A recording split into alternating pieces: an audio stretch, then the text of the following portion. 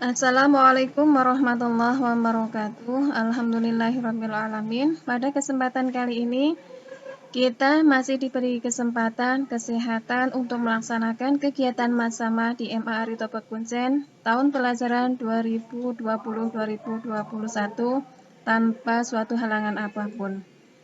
Anak-anakku, siswa baru yang saya sayangi, saya ucapkan selamat datang di MA Arito Pekuncen. Semoga kalian bisa mendapatkan ilmu yang bermanfaat fid-dini wa dunya wal akhirah. Pada kesempatan kali ini, saya akan menjelaskan tentang ukhuwah Islamiyah, peran pahlawan muslim dalam bela negara. Sebelum saya akan menjelaskan tentang materi, perkenalkan nama saya Ibu Evi Nurul Hasanah, alamat Kerajaan RT 3 RW 4 Pekuncen, Banyumas.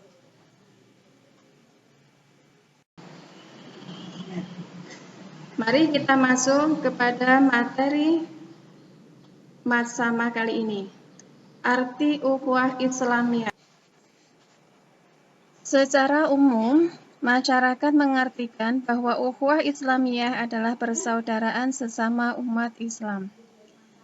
Tapi perlu kita perhatikan secara seksama bahwa ukhuwah Islamiyah itu terdiri dari dua kata yang berjenis mausuf, kata yang disifati dan sifat itu sendiri, yaitu kata ukhuwah dan Islamiyah. Dengan melihat kata tersebut, kita bisa mengartikan bahwa ukhuwah Islamiyah adalah persaudaraan yang berdasarkan dengan nilai-nilai Islam.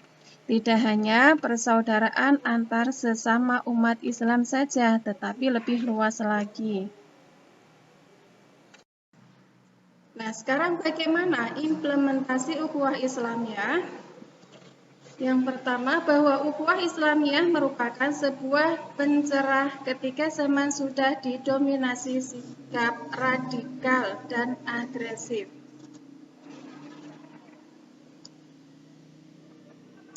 Sikap radikal dan agresif pada zaman sekarang banyak sekali kita temukan.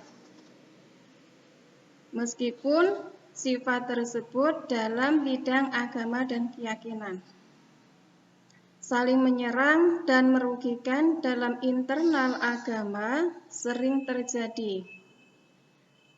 Kalau kita ketahui bahwa Indonesia yang katanya paling religius dan mempunyai norma paling halus di antara negeri yang lain, tetapi bagaimana kenyataannya untuk pada hari ini, pada zaman saat ini?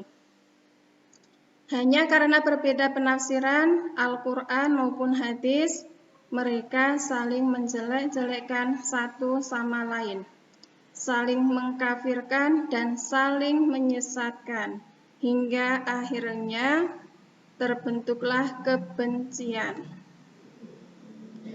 Di dalam Islam sendiri tidak dapat dipungkiri dan menjadi sunatullah bahwa terdapat berbagai penafsiran Al-Quran dan hadis sebagai sumber hukum Islam, yang mana nantinya akan terbentuk faham dan madhab. Nah, bagaimana kita sebagai umat Islam untuk menyikapi hal tersebut? Kita bisa menyikapinya dengan bijak. Karena Islam itu sendiri adalah Islam sebagai rahmatan lil alamin. Agama yang memberikan keselamatan kepada seluruh umat manusia, agar manusia bisa selamat dunia hingga akhirat. Ukhuwah Islamiyah. Kemudian yang kedua, ukhuwah Islamiyah sebagai spirit baru dalam kehidupan beragama. Sehingga agama sebagai institusi yang menyejukkan, bukan menebar kebencian.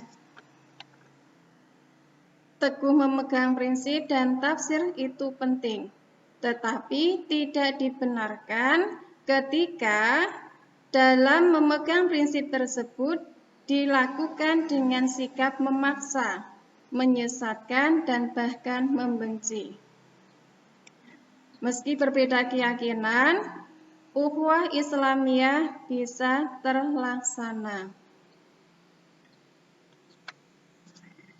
Kemudian yang ketiga, ukhuwah Islamiyah bukan hanya sebagai simbol dan semboyan. Internalisasi nilai-nilai ukhuwah Islamiyah seyogyanya bisa diterapkan sampai akar-akarnya. Sikap saling menghargai, sikap saling menghormati baik di depan maupun di belakang. Karena meskipun kita berbeda, bukan berarti lawan. Karena semua manusia adalah makhluk Allah yang mempunyai hak asasi dalam beragama. Sikap ukhuwah Islamiyah tetap disertai dengan sifat keteguhan dan memegang prinsip keyakinan sebagai jati diri beragama.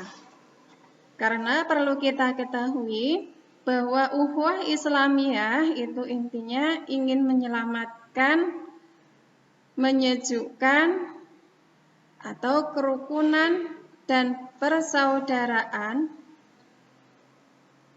dalam agama Islam, nilai-nilai yang terkandung di dalam agama Islam ini khususnya, dan nantinya akan memberikan kekuatan dan kekokohan terhadap masyarakat Indonesia, bahkan dunia pada umumnya. Ada beberapa pahlawan muslim yang ada di Indonesia, yaitu Kiai Haji Hasyim Asy'ari, Kiai Haji Ahmad Dahlan, Kiai Haji Zainul Arifin, Kiai Wahid Hasyim, Abdul Halim, dan masih banyak para tokoh-tokoh muslim yang ada di Indonesia. Mereka semua memiliki peran penting terhadap kemajuan bangsa Indonesia dan keutuhan NKRI. Inilah yang patut kita contoh, kita teladani para tokoh-tokoh muslim di Indonesia.